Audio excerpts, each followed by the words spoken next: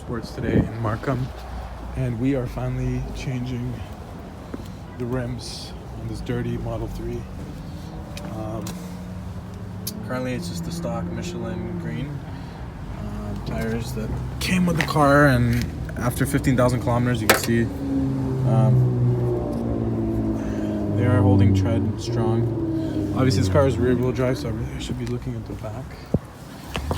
And yeah, the tread is still about 70% left, so that's not bad. I think when I first got the car I did drive it harder than I am now, but so the going with are Pirelli Ice Zero FRs.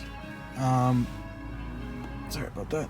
So yeah, I'm going with Pirelli Ice Zero FRs, and I will show you the rims once they're on, but they're actually third-party custom rims, but they'll look pretty nice. So yeah, stay tuned, guys. So we're back, and these are the beauties. We got Pirelli Ice Zero FRs. I'll put the tires in the description below. The tires look pretty nice. The rims look pretty sweet too. They're much better looking than what I had on before. And if you guys are wondering, old rims do all fit.